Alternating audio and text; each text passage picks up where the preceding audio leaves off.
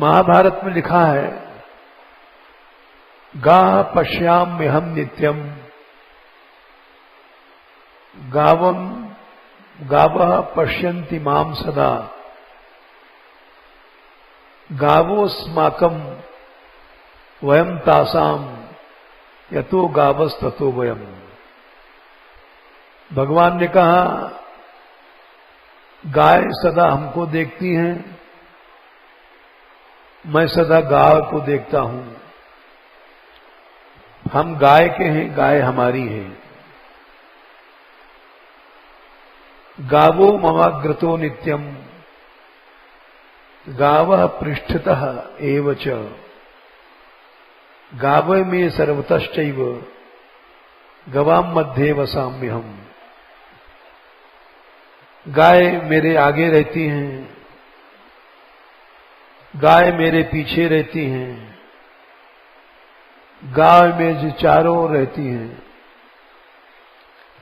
मैं गायों के बीच में रहता हूं। ये नक्शा है। आगे गाय, पाछे गाय, इत गाय उत गाय, गायन में गोविंदा को बसवो ही भावे। और गायन के में संग धावे, गायन में सचु पावे, गायन की खुर रज अंग सो लगावे, गायन सो ब्रज छायो, बैकुंठ बिसरायो, गायन के हेतु गिर कर लो उठावे। छीत स्वामी गिरधारी बिठलेश वपुधारी, ग्वारिया को वेशधार गायन में आवे।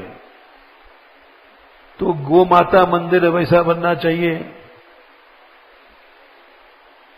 कि सारे ब्रज को वो देखें और सारा ब्रज उनको देखे। तो ऐसा कैसे संभव है? ऐसा संभव है जैसे आपने छठीकरा के पास देखा होगा, वैष्णव देवी का मंदिर बना है और उसमें एक देवी का वाहन है शेर, बड़ा ऊंचा है। और देवी के जितने मंदिर हैं उनमें शेर बनता है क्योंकि सिंह वाहन है देवी का, और उस पर देवी बैठी रहती हैं। लेकिन वो सिंह हिंसा का प्रतीक है। उसके पांव के नीचे महिषासुर बनता है और वो उसको मारती हैं त्रिशूल से, शक्ति रूपा है।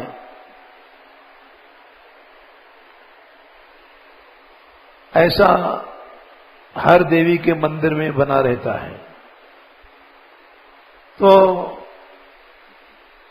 ऊंचा इसलिए बनाया जाता है कि सब पर दृष्टि रहे देवी की और सब देख सकें। जबकि गाय के बारे में लिखा है ऊंचापन चाहिए, गाय सबको देख सके और सब गाय को देख सके। तो हमने विचार किया कि ऊंचाई के ऊपर ऊंची जगह मंदिर गो मूर्ति बननी चाहिए, विशाल गाय।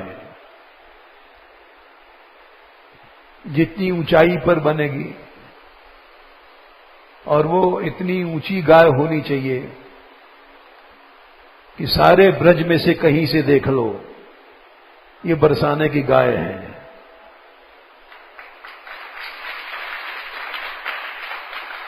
ये बरसाने की गौशाला है, पूछने की जरूरत नहीं है। 4 कोस, 6 कोस, 8 कोस दूर से भी वो दिखाई पड़ जाए। यही नक्शा महाभारत में है। गा पश्याम में हम नित्यम, गावः पश्यन्ति माम सदा, ये श्लोक लिखा रहेगा।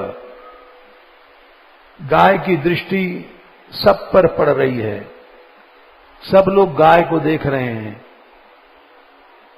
गावो ममाग्रतो नित्यम,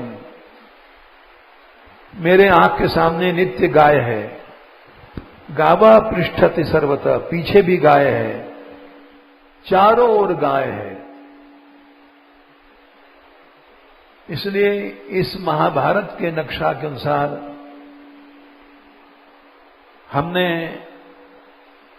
सोचा या तो एक टीला है ऊंचा, ऊंचाई पर होना चाहिए, या टीले से भी ऊंचा है पहाड़ ऊपर। सीढ़ियां बनाई जाएंगी।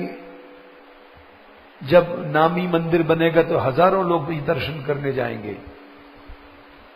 दूर से दिखाई पड़ेगा सी पल्सों गिरिराज जी से, ये है गौ माता मंदिर। कोई पूछने की जरूरत नहीं है। गौ माता मंदिर, वो गाय बैठी है सामने पहाड़ पर। पर्वत पर एक ऊंची, इतनी ऊंची गाय बनाई जाए, कम से कम 100 फीट ऊंचा पहाड़ होगा ये सामने का। क्यों जी? हैं? ज्यादा है। और उसके ऊपर 100 फीट की मूर्ति रखी जाए।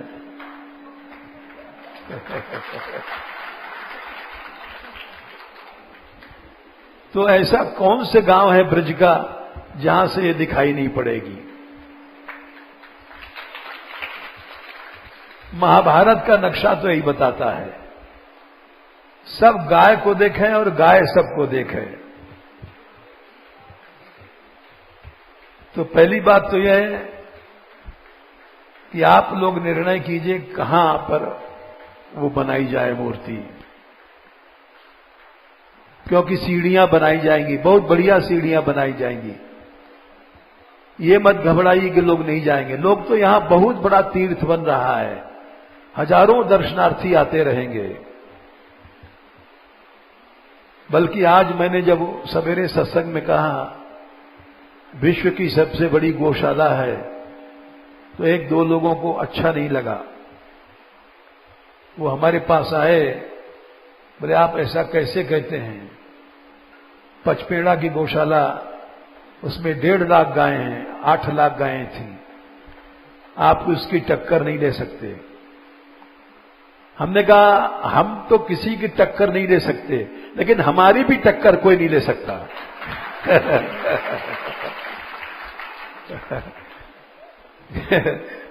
यद्यप वो संत थे, हमारे मंदिर में ही रुद्र रहते हैं, और उन्होंने बहस किया कि मैं यात्रा करके आया, इतने पीपा घी के लग गए वहां।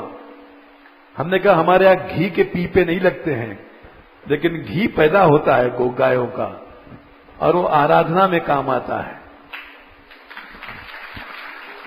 हमने कहा संसार में मैं जो कह रहा हूं वो अपनी तारीफ के लिए नहीं कह रहा हूं। हमारे मान बिहारी लाल की ऐसी कृपा है कि ऐसी सेवा संसार में नहीं हो रही है। ब्रह्मा जी ने कहा था श्रीमद् भागवत में 3रे स्कंद के 9वें अध्याय में, सत्वम भाव योग भावित परिभावित हृस्सरोज आस्ये श्रुतेक्षित पथो ननुनाथ पुंसाम यद्यधिया तउर्गाय विभावयंती तत्तद्वपु प्रणय से सदनुग्रहाय। हमने कहा भागवत प्रमाण कर देख लो कि संसार में कोई भी गौशाला दिखा दो। हमने कहा कि ऐसी सेवा, निष्काम सेवा ब्रजवासी, संत, लड़कियां, गोपियां सब निःशुल्क जाके सेवा कर रही हैं। ऐसा क्या संसार में किसी गौशाला में है? इस्कॉन तक में नहीं है। वहां भी पैसे से सेवा होता है, पुजारी लेता है। बोले हाँ ये तो मानते हैं, पचमेड़ा में भी 5,000 रुपए प्रति सेवक को दिया जाता है। हमने कहा हमारे यहां एक पैसा कोई नहीं लेता, सैकड़ों सेवक हैं। जहां भाव है वहां भगवान है, वहां भक्ति है। बिना भाव के तो कोई सेवा भी नहीं करता, बिना भाव के कोई जाता नहीं, दर्शन नहीं करता। हमारे यहां राधा रानी कृपा है, मेरी कोई अपनी तारीफ नहीं है। हम देखते हैं सैकड़ों लोग, हम तो सोते ही रहते हैं, हमारे सोते सोते भी सब लड़कियां चली जाती हैं। संत चले आ रहे हैं मानगढ़ से, सैकड़ों लड़कियां चली आ रही हैं और इस तरह से सेवा करती हैं श्रद्धा और प्रेम के साथ। जिसका लोहा मान गया, यहां के सब लोग मान गए लोहा। ऐसी आशा किसी को नहीं थी कि एक ऐसे